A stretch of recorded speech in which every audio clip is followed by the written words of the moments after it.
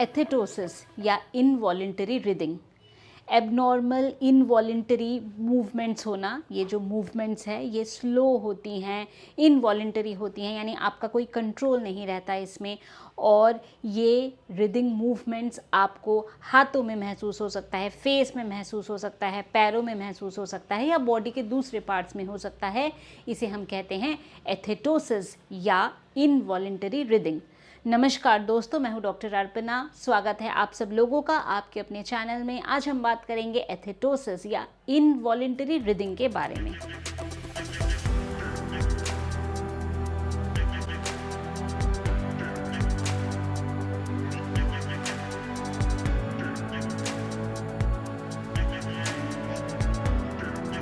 तो समझते हैं क्या कारण होते हैं एथेटोसिस के।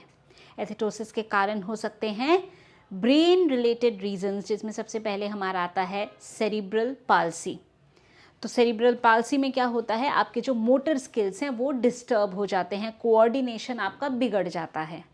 Basal ganglia lesions, basal ganglia में कोई डैमेज हो गया, या स्ट्रोक है, पार्किंसंस डिजीज़ है, हंटिंगटन्स डिजीज़ है, विल्सन्स डिजीज़ है, ये सब इसके कारण हो सकते हैं।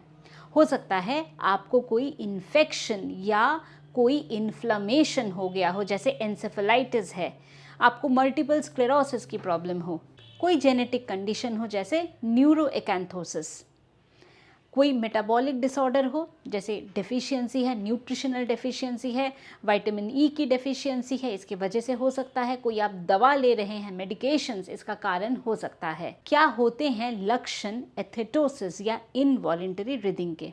तो इनवॉलेंटरी यानी आपके कंट्रोल में तो वो है ही नहीं, वो ऑटोमेटिक हो रहा है, आपको झटके आ रहे हैं या ट्विचिंग आपको हो रहा है, जो आपको एक धीरे धीरे वो आपकी बीमारी बढ़ रही है, स्लोली वो चीज़ बढ़ती जा रही है। जैसे जैसे बीमारी बढ़ रही है आपको कोऑर्डिनेशन में डिफ़िकल्टी हो रही है, आपका चलना, आपका बैलेंस, इवन आप जो काम करते हैं, आपकी एक्टिविटीज़ है, वो भी इससे डिस्टर्ब हो सकती हैं। आपका चेहरा अलग अलग फेशियल ग्रिमेसेस होना या चेहरा अलग अलग एक्सप्रेशंस देना, अगेन वो आपके कंट्रोल में नहीं है। ये जो लक्षण हैं ये माइल्ड हो सकते हैं, यानी आप जब कुछ काम कर रहे हैं तभी आपको महसूस हो, या जैसे जैसे बीमारी बढ़ती है, जब आप रेस्ट पे हैं, आप कुछ नहीं कर रहे, तो भी ये आपकी जो मूवमेंट्स है ये हो रही हैं। तो शुरुआती लक्षण जब होते हैं तो कोई वो टास्क स्पेसिफिक होता है, या किसी काम को करने में आपको ऐसे इनवॉलेंटरी मूवमेंट होता है। जैसे जैसे बीमारी बढ़ती है, क्योंकि ये न्यूरो डिजेनरेटिव बीमारी है, तो जैसे जैसे बीमारी बढ़ती है तो आपको रेस्टिंग स्टेज पे भी ऐसे लक्षण महसूस हो सकते हैं। तो न्यूरोलॉजिकल डिसऑर्डर में हमें ये समझना है कि ये जो बीमारियां होती हैं ये प्रोग्रेसिव होती हैं, यानी ये धीरे धीरे बीमारी बढ़ती है। तो हम दवाओं के मदद से इसके प्रोग्रेशन को स्लो कर सकते हैं, हम इसको अरेस्ट कर सकते हैं, और आगे स्थिति खराब ना हो इसकी हम कोशिश कर सकते हैं। दवाएं आपको अपने फिजिशियन की सलाह से ही लेना है, सेल्फ मेडिकेशन नहीं करना। अगर आप हमसे संपर्क करना चाहते हैं तो आपको सारी डिटेल्स दी हुई हैं, आप हमारे वेबसाइट पे जा सकते हैं, या हमारे ऑफिस के व्हाट्सएप नंबर पे व्हाट्सएप पे भी मैसेज भेज सकते हैं, वहाँ पे भी अपॉइंटमेंट संबंधित जानकारी मिल जाती है। तो चलिए बात करते हैं कॉमन होम्योपैथी की दवाओं की जो आपको मदद कर सकती है। सबसे पहली हमारी मेडिसिन है जिंकम मेटालिकम। ये जो दवा है जिंकम मेटालिकम, ये हम देखते हैं कि एक फैग के लिए ब्रेन आपका ठीक से काम नहीं कर रहा है, एक मेंटल फॉग हो गया है, एक कमज़ोरी आ गई है, तो ऐसे में जिंकम बहुत अच्छा काम करती है। इसे हम कहते हैं जैसे वर्न आउट, मतलब शरीर में से सब कुछ एकदम कोई जान ही नहीं है, बिल्कुल एकदम थक गए हैं। जिंकम में हम देखते हैं कि सुनपन होना, लेम फीलिंग होना, वीकनेस, ट्रेमलिंग, ट्विचिंग, ऐसी हर चीज़ में जिंकम एक बहुत अच्छी दवा है। जिंकम लोकोमोटर एटैक्सिया के लिए भी बेहद अच्छी मेडिसिन है, जहाँ पे हम ट्विचिंग देखते हैं, ट्विचिंग होता है, ट्रेमलिंग होता है, लॉस ऑफ बैलेंस होता है। अगली हमारी मेडिसिन है एगैरिकस मस्कैरिस।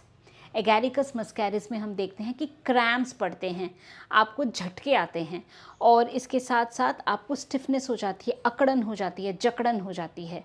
आपका जो गेट है वो अनस्टेडी है, मतलब आप चलते हैं तो लुढ़क जाते हैं या सीधे नहीं चल पाते, टेढ़े मेढ़े चलते हैं। तो अगर ऐसा अनस्टेडी गेट है तो ऐसे में हमारी मेडिसिन एगैरिकस बेहद उपयोगी है।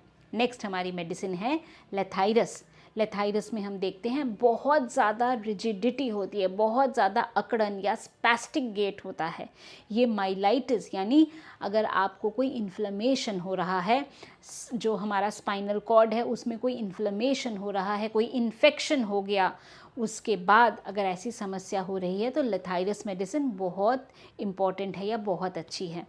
तो इन्फ्लेमेशन होना, स्टिफनेस होना, लेमनेस होना और साथ में जो एड़ियाँ हैं ये भी बहुत कमज़ोर हो जाती हैं, एंकल कमज़ोर हो जाती हैं, तो हम लेथाइरस मेडिसिन के बारे में सोच सकते हैं। ये तो बस 3 दवा है, पर दवा हमारी और भी हैं जो पेशेंट के लक्षण या सिम्टम्स पे निर्धारित होते हैं। तो दोस्तों मैं उम्मीद करती हूँ अभी जो इन्फॉर्मेशन मैंने आप लोगों के साथ शेयर किया एथेटोसिस या इनवॉलेंटरी रिदिंग के बारे में, आपने इस इन्फॉर्मेशन को पसंद किया है तो वीडियो को ज़रूर शेयर करें ज़्यादा से ज़्यादा लोगों के साथ, बिकॉज शेयरिंग इज़ केयरिंग। जितना आप लोगों के साथ शेयर करेंगे उतना ही इस वीडियो का लाभ बाकी लोग भी उठा पाएंगे। अगर आप चाहते हैं हमसे अपॉइंटमेंट बुक करना, आप हमारे वेबसाइट में जा सकते हैं या हमारे ऑफिस के व्हाट्सएप नंबर पे केवल व्हाट्सएप के माध्यम से भी मैसेज भेज सकते हैं। वहाँ भी अपॉइंटमेंट संबंधित सारी जानकारी है। तो दोस्तों आज के लिए बस इतना ही। खुश रहिए, मुस्कुराते रहिए, स्वस्थ रहिए। Thanks for watching.